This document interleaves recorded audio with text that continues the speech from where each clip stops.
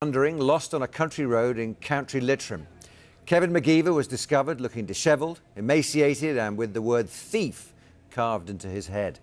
Mr McGeever, who's recovering in hospital, is reported to have told police he was kidnapped by a masked gang and held hostage in a container.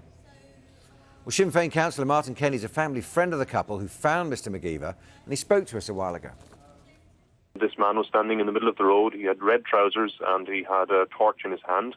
They slowed down and stopped and checked was he okay, and they thought he was somebody with Alzheimer's or had wandered out of somewhere, or perhaps a homeless person. But after they talked to him for a few minutes, they realised he was quite distressed and he didn't know where he was. He didn't know what part of the country he was in. He didn't know what time it was, what day it was, or even what month it was. So it was quite unusual, and they felt, look, we'll have to help this person, and they got him into the car and they brought him to the local police station. Initially, he didn't want to go to the police station, but they brought him there, and the police were excellent. They took him inside and gave him tea and biscuits, and he really was ravenous with hunger and ate the biscuits very quickly. And after a few minutes, when they checked it on the database, they discovered that he was been missing for the past 8 months. We're usually missing people, you hear about them quite regularly, but there wasn't an awful lot of coverage about him being missing.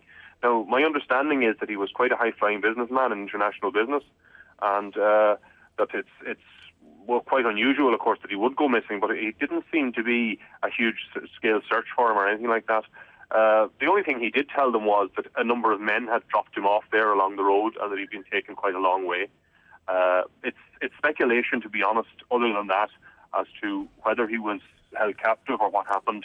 And I suppose in the absence of information, there will always be speculation. So the good news story and the good side of it is that a person in distress, was found by people who still have generosity and good nature enough to help and to assist somebody in trouble. Whether there was an injury on his forehead or not is still, I personally would count it as speculation.